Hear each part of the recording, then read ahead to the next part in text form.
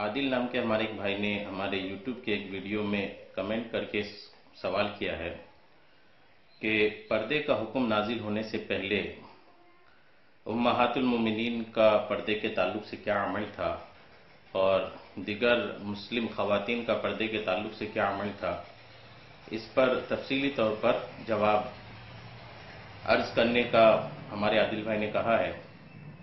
میں تفصیلی طور پر عرض کر دیتا ہوں کہ پردے کا حکم نازل ہونے سے پہلے مسلمان خواتین کا پردے کے تعلق سے کیا عمل تھا، امہات المومنین کا کیا عمل تھا، اس پر کچھ ضروری باتیں عرض کرنے کی سعادتیں حاصل کروں گا۔ سب سے پہلی بات ہے کہ پردے کا حکم نازل کب ہوا، آپ اس کو یاد رکھیے۔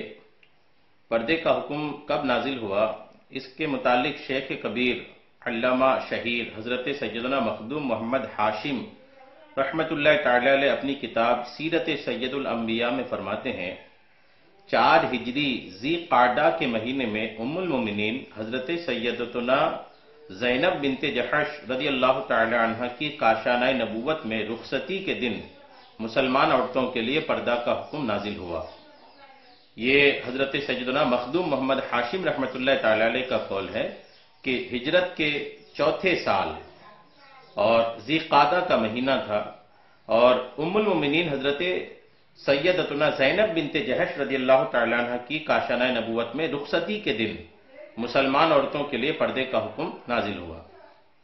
بعض علماء کرام کا کہنا ہے کہ یہ حکم 2 ہجری کو نازل ہوا، مگر قول اول یعنی پہلا قول جو 4 ہجری کا ہے وہی راجح یعنی جمہور علماء اسی طرف تشریف لے گئے ہیں۔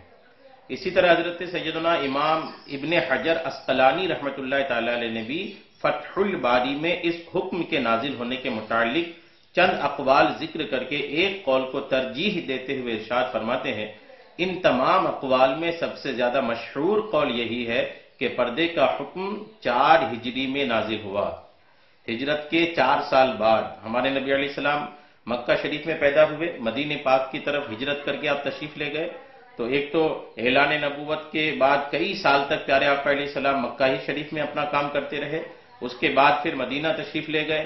اب غور کیجئے کہ نماز کا حکم آنے کے کئی سال بعد، نماز کا حکم تشریف لانے کے کئی سال بعد پردے کا حکم آیا، اور مسلمانوں کو جو نماز کا حکم تھا اس میں عورتوں کا صف پیچھے ہوتا تھا، اور عورتوں کو مردوں کے درمیانہ صف میں داخل ہونے کی اجازت نہیں تھی، مردوں کے صف میں بھی کھڑے ہونے کی اجازت نہیں تھی، بلکہ ان کو اجازت یہ تھی، حکم یہ تھا کہ تمہاری صف جو لگے گی وہ پیچھے لگے گی۔ تو پیچھے عورتوں کا صف لگوانا الحمدللہ یہ پردے کا پیغام ہے کہ عورتوں کا جو صف ہو وہ پیچھے ہو، اور پیچھے لگوانے کی وجہ سے الحمدللہ یہ اسلام کا ابتدا سے ہی یہ رجحان تھا کہ عورتوں کا ایک پردے کا معمول ہونا چاہیے، عورتیں حجاب میں رہیں، عورتیں حیا میں رہیں، عورتیں پردے میں رہیں، یہ تو شروع سے ہی تھا۔ وہ الگ ہے کہ پردے کا حکم 4 ہجری میں باضابطہ طور پر اصول و ضوابط کے ساتھ، قوانین کے ساتھ، تمام ایک بیک گراؤنڈ کے ساتھ، تمام اس کے تفصیلات کے ساتھ 4 ہجری میں نازل ہوا، ورنہ مسلم خواتین میں حیا اور پردے کا ذہن، امہات المومنین میں پردے کا جو ذہن تھا وہ الحمدللہ ابتدا ہی سے تھا، شروع ہی سے تھا۔ تبھی مسلمانوں کی نمازوں میں عورتوں کی جو صف ہوتی تھی وہ صف پیچھے لگتی تھی۔ اگر پردے کا مسئلہ نہیں ہوتا تھا یا مخلوط چیز کو اکٹھے ہونے کو، مرد و عورت کے ایک جگہ جمع ہونے کو اگر اسلام پسند کرتا تو پھر جن دنوں عورتوں کو مسجد میں آنے کی اجازت تھی ان دنوں ان کی صفیں پیچھے نہ ہوتی بلکہ وہ مردوں کے ساتھ شانہ بشانہ ملا کر کے کھڑی ہوتی، ان کو اس وقت بھی اجازت نہیں تھی شانہ بشانہ کھڑے ہونے کی، بلکہ ان کو یہ حکم تھا کہ تمہاری صف پیچھے لگے گی۔ صف کا پیچھے کیے جانا الحمدللہ یہ ایک بہت بڑا ریزن تھا اس کا کہ اسلام پردے کا اور مرد و عورت کے اختلاط اور باہمی اجتماعات، ایک جگہ ملنے جلنے کو اسلام شروع سے ہی ناپسند کرتا ہوا الحمدللہ نظر آ رہا تھا۔ تو ہجرت کے 4تھے سال یہ پردے کا حکم نازل ہوا، اور پردے کے حکم کے تعلق سے جو قرآن پاک کی آیت نازل ہوئی، میں وہ آیت آپ کو عرض کر دیتا ہوں۔ یہ پارہ 22 سورہ احزاب آیت نمبر 33 ہے۔ اللہ تبارک و تعالی نے قرآن پاک میں ارشاد فرمایا، وَقَرْنَا فِي بُيُوتِكُنَّ وَلَا تَبَرَّجْنَا تَبَرُّجَ الْجَاهِلِيَّةِ الْأُولَى. یہ پارہ 22 سورہ احزاب آیت نمبر 33 ہے. آیت کا ترجمہ سنیں، ترجمہ کنز الایمان. اور اپنے گھروں میں ٹھہری رہو اور بے پردہ نہ رہو جیسے اگلی جاہلیت کی بے پردگی. اللہ تبارک و تعالیٰ نے قرآن پاک میں پردے کا جب حکم نازل فرمایا تو اس میں ارشاد فرمایا کہ اپنے گھروں میں ٹھہری رہو اور بے پردہ نہ رہو جیسے اگلی جاہلیت کی بے پردگی. اب یہ اگلی جاہلیت کیا ہے؟ خلیفہ اعلی حضرت صدر الافاضل حضرت علامہ مولانا سید محمد نعیم الدین مراد آبادی رحمۃ اللہ تعالی علیہ اس کے تحت فرماتے ہیں اگلی جاہلیت سے مراد قبل اسلام کا زمانہ ہے. اگلی جاہلیت سے جو مراد ہے، جس میں کہا گیا، جس میں اللہ نے فرمایا کہ اگلی جاہلیت کی بے پردگی کی طرح بے پردگی نہ کرو. اب یہ اگلی جاہلیت کیا ہے؟ حضرت صدر الافاضل نعیم الدین مراد آبادی رحمۃ اللہ علیہ فرماتے ہیں کہ اگلی جاہلیت سے مراد قبل اسلام کا زمانہ ہے. اس زمانے میں عورتیں اطراتی نکلتی تھیں، اپنی زینت و محاسن یعنی بناؤ سنگھار اور جسمی کی خوبیاں مثلا سینے کے ابھار وغیرہ کا اظہار کرتی تھیں کہ غیر مرد دیکھیں. لباس ایسی پہنتی تھی جن سے جسم کے اعضاء، جسم کے حصے اچھی طرح نہ ڈھکیں. افسوس موجودہ دور میں بھی زمانہ جاہلیت والی بے پردگی پائی جا رہی ہے. یقیناً جیسے اس زمانے میں پردہ ضروری تھا ویسے ہی اب بھی ہے. بہرحال کہ اگلی جاہلیت سے مراد زمانہ کون سا ہے؟ اسلام سے پہلے کا زمانہ ہے. غور کیجئے، اگر معاملہ ایسا ہوتا کہ پردے کا حکم نازل ہونے سے پہلے مسلم خواتین بے پردگی کا اظہار کرتی تو اللہ تبارک و تعالیٰ قرآن میں یہ فرماتا کہ اب تک تم لوگ جس طریقے سے بے پردگی کرتی تھی اور بے پردگی سے گھومتی تھی، اب اس پہ پابندی لگ گئی. اگر پہلے عورتیں بے پردگی کر دی تو ایسا حکم آتا. اللہ تبارک و تعالیٰ نے اسلام کے زمانے کو لیا ہی نہیں، بلکہ اسلام کے زمانے سے قبل، اسلام کی تشریف آوری سے پہلے عرب میں جو بے پردگی اور بے حیائی کا عروج تھا، اللہ تبارک و تعالیٰ نے اس کو نوٹس کیا، اس کو لیا اور فرمایا کہ ان کی طرح مت بنو تم لوگ، بلکہ تم لوگ پردے کے ساتھ رہو، پردے کا اہتمام کرو. اللہ تبارک و تعالیٰ کا مسلم خواتین کے زمانے کو نہ لینا بلکہ اسلام کے پہلے کے زمانے کو لینا اس بات کی طرف اشارہ کرتا ہے کہ الحمدللہ پردے کے حکم سے پہلے بھی مسلم خواتین کے اندر پردے کا ایک ذہن تھا. ایک تو یہ، اس پر میں اور کچھ ضروری باتیں آپ کو عرض کرتا ہوں کہ الحمدللہ پہلے بھی یہ معاملات تھے. جب ہمارے پیارے آقا علیہ الصلوۃ والتسلیم ہجرت کر کے مدینہ پاک تشریف لے گئے تو آپ سیرت کی جتنی کتابیں پڑھیں گے، اب یاد رکھیے گا کہ ہجرت کے 4 سال بعد پردے کا حکم نازل ہوا. جب تک حضور علیہ السلام مکہ میں تھے پردے کا حکم نازل نہیں ہوا تھا. مدینہ تشریف لے گئے، اس کے بعد بھی فوراً نازل نہیں ہوا، بلکہ مدینہ تشریف لے جانے کے 4 سال بعد پردے کا حکم نازل ہوا. اب آپ غور کیجئے کہ مدینہ پاک تشریف لے جانے کے 4 سال بعد پردے کا حکم نازل ہوا.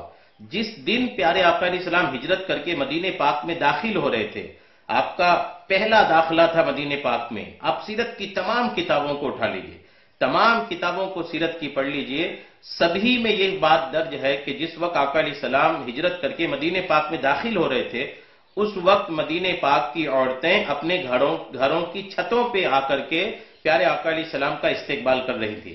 مدینہ پاک کی لڑکیاں اپنے گھروں کی چھتوں پر آ کر کے طلع البدر علینا من ثنیات الوداع کا جو ترانہ ہے وہ اس کو پڑھ رہی تھی. غور کیجئے، مرد حضرات سڑکوں پہ تشریف لائے تھے، عورتیں، پردہ نشین عورتیں جو تھیں وہ اپنے گھروں کی چھتوں پر تھیں. اگر اس وقت عورتوں میں پردے کا مسئلہ نہیں ہوتا یا باحیا نہیں ہوتی عورتیں تو وہ ظاہر سی بات ہے مخلوط نیچے آ جاتی اور مردوں کے ساتھ مل جل کے کھڑے ہو جاتی استقبال کے لیے. تو بہرحال یہ کہ الحمدللہ پردے کا حکم آنے سے پہلے بھی مسلم خواتین کے اندر پردے کا ایک ذہن تھا. اسی پردے کے ذہن کی وجہ سے ہی وہ خواتین اپنے گھروں کے چھتوں پر تھی، وہ نیچے نہیں آئیں. خواتین بھی، لڑکیاں بھی اپنے گھروں کے چھتوں پہ تھی. یہ ایک بہت بڑا اشارہ ہے. اور ایک زبردست ایک روایت دیکھیے کہ حضرت عمر فاروق اعظم رضی اللہ تعالیٰ عنہ کی سوچ کے مطابق ہی پردے کا حکم نازل ہوا. کئی بار حضرت عمر فاروق اعظم رضی اللہ تعالیٰ عنہ کو لگتا تھا کہ پردے کا حکم آنا چاہیے. اس میں ایک روایت دیکھیے، ایک بار پیارے آقا علیہ السلام اور جناب عائشہ صدیقہ ایک پیالہ میں ہیس کھا رہے تھے. حضرت عمر حاضر ہوئے، فرمایا آؤ تم بھی کھاؤ. وہ کھانے لگے. کہ حضرت عمر کی انگلی حضرت عائشہ کی انگلی سے چھو گئی. ایک ہی برتن میں حیث پیارے آقا علیہ السلام بھی کھا رہے تھے، سیدتنا عائشہ صدیقہ رضی اللہ تعالی عنہ بھی کھا رہی تھی. اتنے میں حضرت عمر فاروق اعظم تشریف لائے، اور جب حضرت عمر فاروق اعظم تشریف لائے تو پیارے آقا علیہ السلام نے ارشاد فرمایا عمر تم بھی کھاؤ. اب ایک ہی برتن میں انگلی سے اٹھا اٹھا کر کے تینوں کھانے لگے. اس درمیان حضرت عمر فاروق اعظم رضی اللہ تعالی عنہ کی انگلی سیدہ عائشہ کی انگلی سے ٹچ ہو گئی. پردے کا حکم نازل ابھی نہیں ہوا تھا. اب جب انگلی ٹچ ہوئی تو حضرت عمر فاروق اعظم کو اتنا ناگوار گزرا کہ اس وقت اپنا ارادہ حضور کی بارگاہ میں عرض کر دے یا رسول اللہ کاش کے پردے کا حکم نازل ہوتا. غور کیجئے کہ جب عمر فاروق اعظم کو اتنی غیرت ہو کہ صرف انگلی ٹچ ہو جائے ام المومنین سیدتنا عائشہ صدیقہ رضی اللہ تعالی عنہا سے، تو ان کو اتنی غیرت آ جائے یا ان کو یہ ناگوار گزرے اور پھر پردے کی آیت کی نزول کا ارادہ پیارے آقا کی بارگاہ میں اپنا عرض کر دے. تو جب مرد حضرات اتنے غیرت مند تھے ان دنوں تو غور کیجئے کہ عورتوں کے پردے کا معاملات کیا ہوں گے. الحمدللہ اسلام تو بے پردگی بے حیائی کو مٹانے کے لیے ہی تشریف لایا تھا.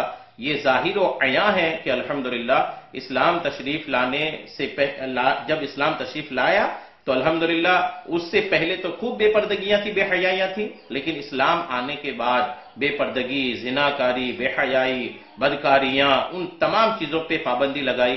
مسلم خواتین کے اندر حیا اور پردہ ایک حد تک پہلے سے ہی تھا بنا اصول و ضوابط کے بھی، لیکن جس وقت پردے کا حکم ہجرت کے چوتھے سال نازل ہو گیا اس وقت الحمدللہ تمام اصول و ضوابط آ گئے کہ کتنا حصہ پردہ کرنا پڑے گا، کتنا حصہ پردہ کرنے کی پردہ نہیں بھی کیے تو چلے گا، پردے کے معاملات کیا ہوں گے، کس حد تک ہوں گے، کس حد تک نہیں ہوں گے، کون کس سے مل سکتا ہے، کون کس سے بات کر سکتا ہے، وہ تمام تفصیلات جو پردے کے احکام ہیں وہ 4 ہجری کو نازل ہوا. ورنہ پردے کے معاملات امہات المؤمنین میں، مسلم خواتین میں، صحابیات میں، حیا کے معاملات ان تمام الحمدللہ اہم ترین خواتین اسلام میں پردے کا حکم نازل ہونے سے پہلے بھی تھا. اللہ تبارک تعالیٰ ہم سب کو عمل کی سمجھ کی توفیق عطا فرمائے. اگر آپ کو بھی کچھ پوچھنا ہے تو آپ بھی ہمارے چینل کے کسی بھی ویڈیو کے کسی بھی کمنٹ میں آپ اپنے سوال کو لکھیے. انشاءاللہ یوں ہی تفصیلات کے ساتھ، دلائل کے ساتھ آپ کو بھی جواب دینے کی کوشش کریں گے. اللہ تبارک تعالیٰ عمل کی توفیق عطا فرمائے.